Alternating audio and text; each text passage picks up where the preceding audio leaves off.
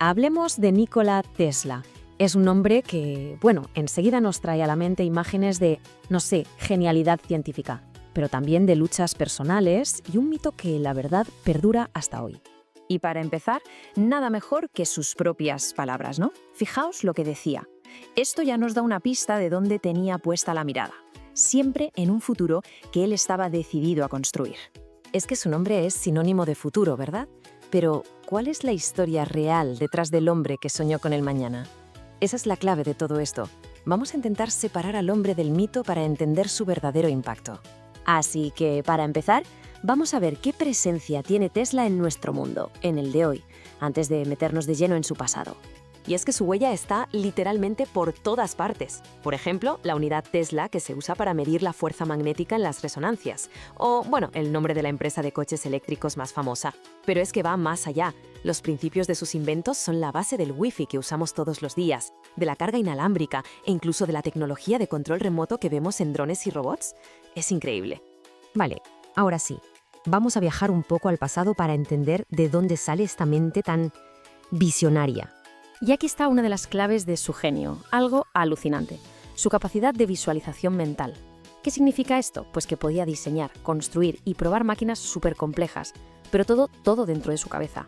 Perfeccionaba cada detalle de sus inventos antes siquiera de tocar una sola herramienta. Una locura. Su camino, como vemos, empieza en Europa. Ya en 1875, siendo estudiante, se dio cuenta de que los motores de corriente continua eran, bastante ineficientes. Años después, en el 82, paseando por un parque en Budapest, zas, tuvo una revelación. Visualizó el campo magnético rotativo. Y este fue el gran salto. La idea de un motor que giraba por fuerzas invisibles, sin piezas que rozaran, sin chispas, la base de la corriente alterna. Y con esa idea en la cabeza, en 1884, se planta en Nueva York con una carta para, ni más ni menos que Thomas Edison.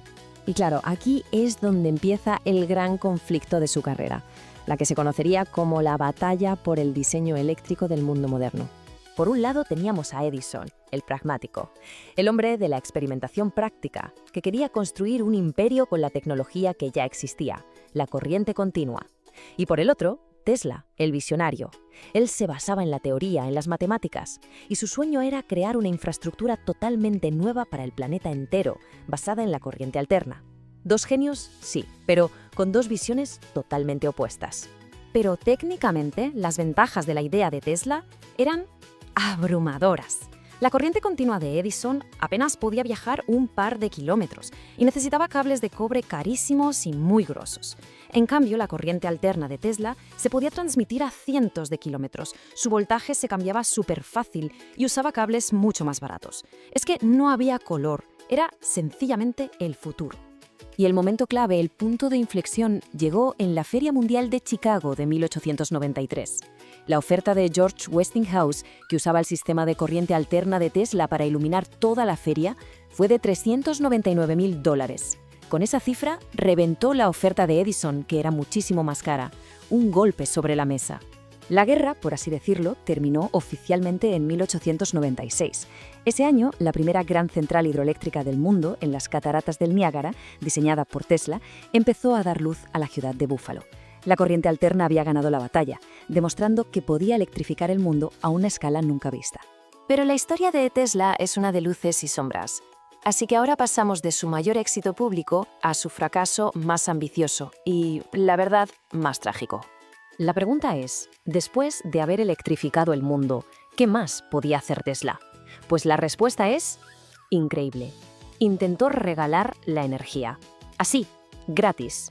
Y ese era el proyecto de la Torre Wardenclyffe. Su visión era crear un sistema inalámbrico mundial, no solo para la comunicación, sino también para la energía. Consiguió el dinero inicial del banquero J.P. Morgan, que no era poco. Pero, claro, cuando Morgan se dio cuenta de que un sistema de energía gratuita, por muy bueno que fuera para la humanidad, era imposible de monetizar, pues retiró su apoyo. El progreso se topó de frente con el dinero, y la torre al final fue demolida en 1917. Y claro, a todas estas luchas profesionales hay que sumarles sus intensos demonios personales. Sufría un trastorno obsesivo-compulsivo muy severo. Tenía una fijación casi enfermiza con el número 3, rituales de limpieza, un montón de fobias. Vivió una vida muy austera, ascética, y además sufría crisis nerviosas e insomnio crónico. O sea, una mente absolutamente brillante, pero también muy atormentada. Y todo esto nos lleva a su legado, cómo ha evolucionado y cómo lo vemos hoy, después de su muerte. El contraste es que es brutal. Murió solo, sin dinero, en un hotel de Nueva York en 1943. Y, sin embargo, nos dejó un mundo que funciona en gran medida gracias a sus ideas. El reconocimiento, como suele pasar, llegó tarde. Pero llegó. Apenas 5 meses después de su muerte, el Tribunal Supremo de Estados Unidos le dio la razón, reconociendo que sus patentes eran la verdadera base de la radio moderna, y no las de Marconi. La historia, al final, le hizo justicia. Hoy en día su impacto es que es innegable.